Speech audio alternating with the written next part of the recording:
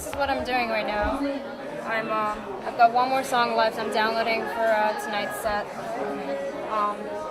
Should be another minute or so. And it's been a really stressful day. Like we have 4 projectors running downstairs, and we've been here since like 12 p.m. Yeah, no, really. My partner is downstairs. He's taking care of the projections, and it's gonna be like tuned like in time to the music and stuff.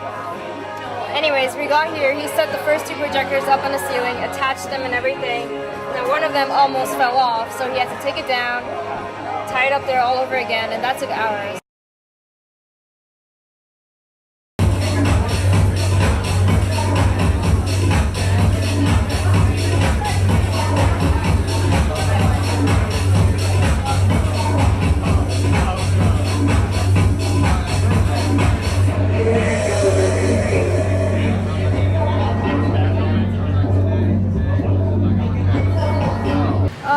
Well, about 2 years ago I started listening to a lot of electronic music, and before that I listened mostly to classical music because I played the piano, and it was for a period of time I actually wanted to be a composer. I mean, it sounds like, oh, but it was something that I really enjoyed, and then I got into electronic music, and as I started listening to more and more electronic music, I kind of realized there were similarities between electronic music, certain electronic music, and classical music, because they both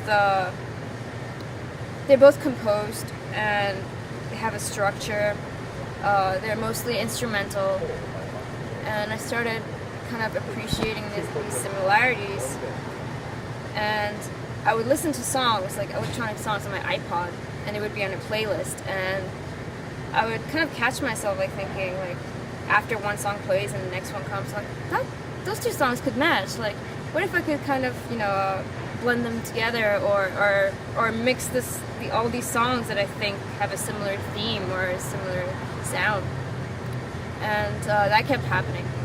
So eventually, I actually really wanted to do it.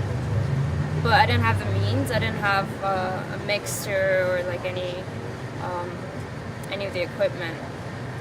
And then in the second half of 2010, I met someone back home in Singapore who was a DJ for many, many years in New York. And we became really close friends. And he started to teach me how to use mixers and DJ controllers and stuff. And that pretty much started the cascade of, ever since then I've kind of been,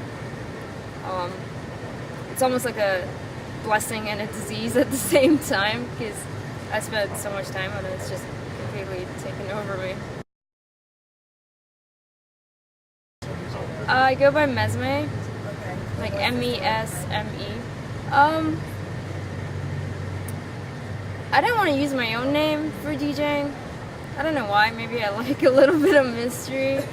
I like the idea of having an alter ego.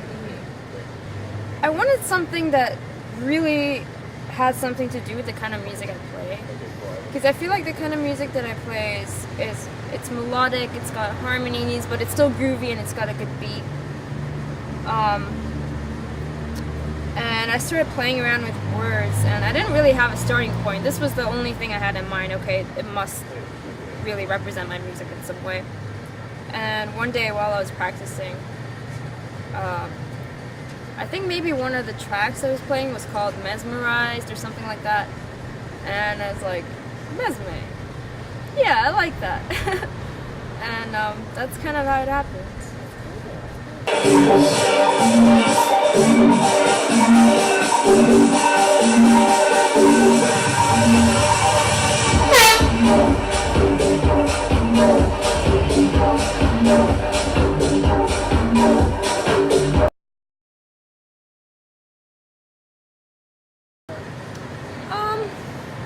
Everyone is different. Everyone has their own style. What sets me apart? I guess, at least in my opinion, I think maybe the fact that I come from a classical background and I do incorporate what I learned about music theory into the way that I mix songs. So maybe the methodology might be a bit different because genre-wise, every DJ is gonna basically have a different taste. Yeah, maybe kind of the methodology, maybe the programs that I use and equipment. And I do think I have a different sound, but then I wonder, doesn't everyone kind of have a different sound? So.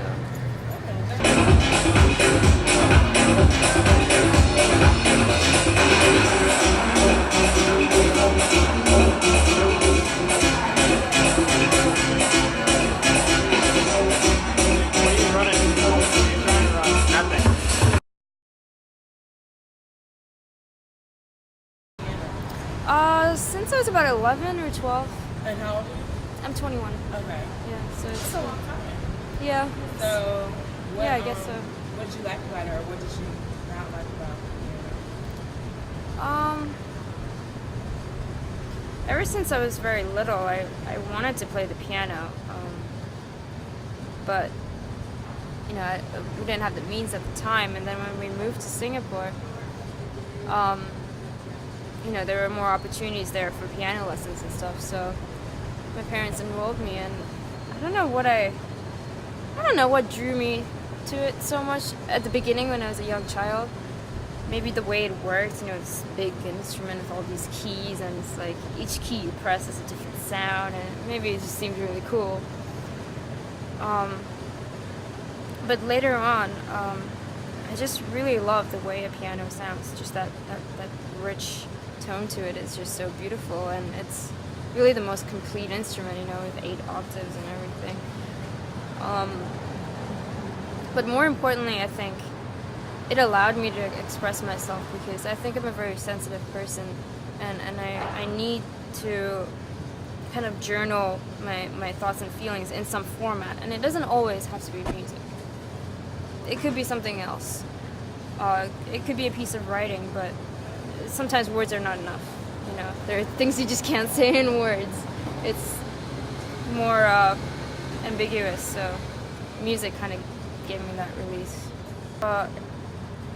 Probably the most obvious thing would be the structure of my sets, the structure of my mixes. All of them have a clear beginning, middle, and end.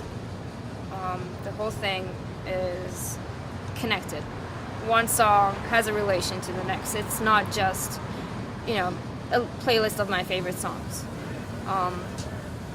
And that kind of is similar in some ways to kind of maybe a symphony model, you know, and a symphony has different movements and stuff, but a symphony as a whole is one entity. It usually is based on one concept or a certain theme.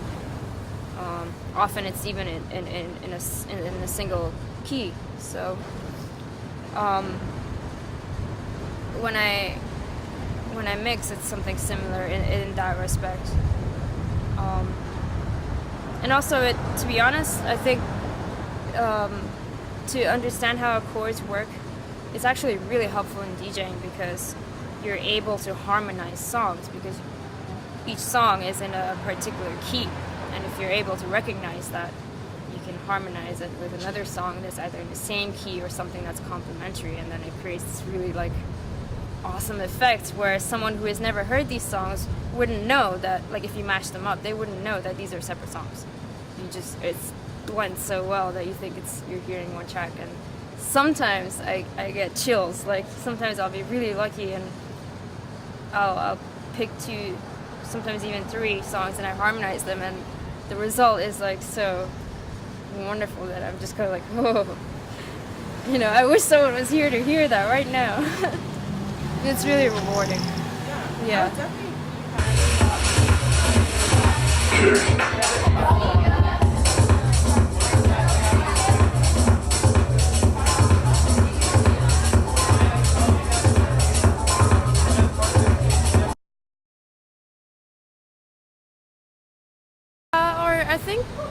I think people just haven't really been exposed to it, to be honest. So that's why, like, the first time I DJ'd at the Hookah Lounge, I didn't get a bad response or anything, but I could tell they had never really heard anything like that before.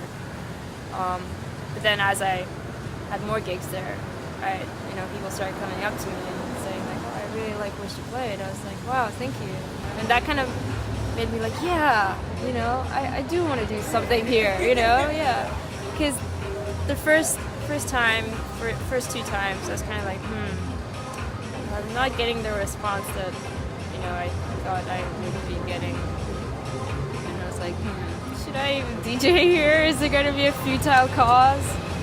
But no, I'd love to do something